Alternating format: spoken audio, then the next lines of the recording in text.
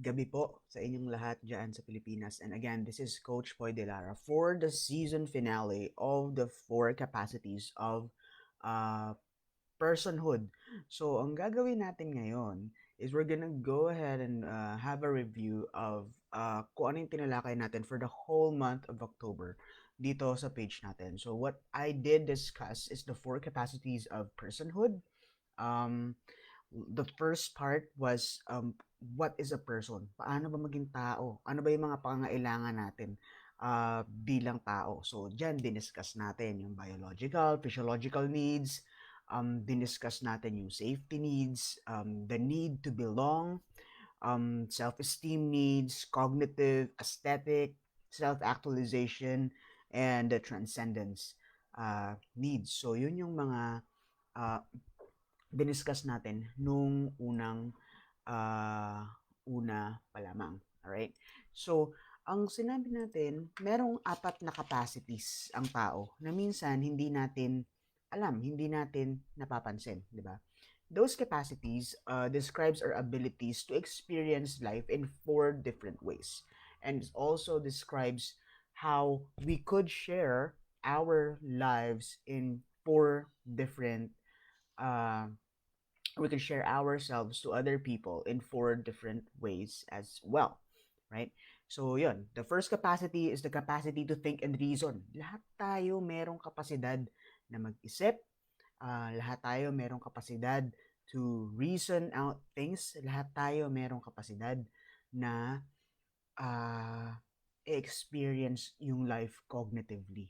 So, kapag meron tayong mga bagay na dapat i-consider, right? Sila yung ang nangyayari is we tend to overanalyze. Sometimes naman, hindi natin binibigyan ng oras para makapag-isip tayo. But we always have to think clearly, clear our minds and our emotions before we decide so we can get to the best possible solution doon sa ating mga issues at mga problema. Next is our capacity for deep longings. Ito yung sa core natin, di ba? Pag sinabi natin core, ito yung understanding our core values. Ano ba talaga yung mahalaga sa atin? Lahat ng tao merong pare-parehong core values. Naniniwala ako doon. Naniniwala ako na um, lahat tayo pare-pareho ng alam. Like, pare-pareho ng importansya. Freedom. Lahat tayo mahalaga yung freedom sa atin. Authenticity. Lahat tayo mahalaga na magpakatotoo. Um, Security. Lahat tayo mahalaga to have a space, a secured, safe space para sa atin. Lahat tayo mahalaga yun. Pero paano ba natin pinaprioritize yung core values natin? So, lahat tayo iba-iba ng pagpaprioritize sa ating core values. Ano ba yung mahalaga sa inyo? Mahalaga ba yung connection over authenticity? Do you always choose to be free? Kahit na may maapektuhan na tayo ng ibang tao, paano nyo pinapahalagahan yun? So that was discussed last October 11th. Again, you could do a replay dito sa mga videos na to. So you could understand more of what I am saying. All right. So if you are watching and replay in any of my videos, please comment hashtag replay. And these are all available in this page, the One Life group page, the One Life group close group, and my YouTube channel as well. So, yung third na diniscuss natin last week is our capacity to experience the world emotionally. So, when we experience the world emotionally, um, lahat ng nararamdaman natin, lahat ng naaalala natin sa nakaraan natin is those na merong kaakibat na emosyon. Di ba?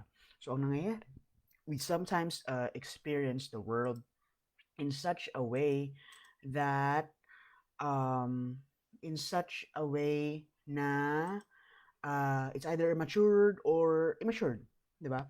So yun nga, reactive ka ba or proactive ka ba? Do you respond using your a reaction or do you respond? Kasi magkaiba yan eh, di ba? How do you usually respond to things? Emotionally ba? Cognitively ba? So tandaan niyo between stimulus and response there is always a space. Diba? And in that space is our freedom to choose kung ano yung i-respond natin doon. And freedom, in that freedom, I mean, in that space would rely our freedom. Okay? So, you always have to choose, masyado ba tayong nadidiktahan ng mga emosyon natin? 'Di ba? So, you always have to, don't decide. Para sa akin, don't decide with emotions. Hindi, wag ka mag-decide when you're happy, wag ka mag-decide when you're sad, wag ka mag-decide kapag gagalit ka. Wag. You have to learn to detach yourself from those emotions before you make certain decisions para hindi natin pinagsisisihan yung ating mga ah, nagagawang desisyon sa ating mga buhay. Okay? So, this time for our season finale is I'm going to, so alam nyo na i-manage yung mga capacities natin, assumingly that you know how to manage, or we know how to manage our capacities of being a person. It is time for us to choose and set our direction. So, for us to choose our direction, dapat, unang-una, we are fully aware of the present. Nasaan ba tayo ngayon nakatayo? Ano bang nangyayari sa buhay natin ngayon? Ano ang current situation ng buhay mo ngayon? So we have to be fully aware of the present. Yan yung unang-unang dapat natin gawin. So we can choose and set directions for ourselves. I-evaluate niyo yung sarili niyo. Financially, emotionally, relational, 'di ba? Ano yung kalagayan ng mga relationships ninyo sa buhay? Ano yung kalagayan ng trabaho ninyo? Ano yung kalagayan ng buhay ninyo? So you have to be fully aware of the present. Ano ang tunay ninyong kalagayan? And then be grounded on the truth. Ano talaga yung katotohanan ng kalagayan ninyo sa buhay? Why are you in that position that you're currently at right now? Bakit tayo nandyan sa position na yan? And what is the role that you played in the current situation of your life? Ano ang dahilan kung bakit nandyan ka? Ano ang role na plinay mo kung bakit nandyan ka sa posisyon na yan? Diba? And then, next, kung meron ka ng present stage, syempre, you have to have a direction. Ano yung direction na yan? Ito, yung sinasabi natin na desired stage. Saan tayo pupunta? So, hindi tayo pwede na we just aim like without a target. Diba? So, dapat we have to set direction for ourselves. And we have to respond in such a way to be better. Tandaan ninyo, this is your present stage, this is your desired stage. Hindi nakakatakot ang change. Ang nakakatakot is the transition between. Kung ano yung nasa gitna, kung ano yung journey natin doon. So, we have to set a vision for ourselves. Okay? So, you have to be in your best possible life with your best possible self. So, yun yung desired stage mo. You have to set a vision. So, yung vision na yun that is your goal. Di ba? And you always have to set a goal and find a way to win. So, ganito, in all my problem-solving process is, meron akong 4 na steps. So, first is, what is the real problem here? Ano talaga yung problema? Ako ba talaga? Yung environment ko ba talaga? Yung ibang tao talaga? Pero kadalasan kasi talaga, tayo and the decisions that we make. Okay? Second, what is it that I rather have? Ano yung desired stage ko? Ano talaga yung gusto ko? Third is, what are the steps para marating ko yung step na yun, or para marating ko yung desired phase ko na yun. So, you have to be smart. Pag sinabing smart planning, ano ba yan? You have to have a specific goal. You have to be able to measure it. You have to be able to attain it. It must be realistic and time-bound. Diba? So, by ganitong age, meron na akong ganitong ipon sa bangko. So, hindi naman yan nagmamadali eh. Diba? But you always have to have a specific time kung kailan ninyo maaabot yung goals ninyo, so that hindi naman sa nape-pressure kayo, pero so that you can always assess kung ano yung nangyayari, kung tagumpay ba yung plan ninyo or yung steps ninyo to go on that desired stage. So always have to set a goal and find a way to win. Okay? Next is you always have to improve yourself, personal competence, di ba? And it's always gonna happen when your desire to change is better than the desire to remain the same. Okay? So, that desire to learn and to grow, i-feed ninyo yon ng i-feed. Why? You always have to be better.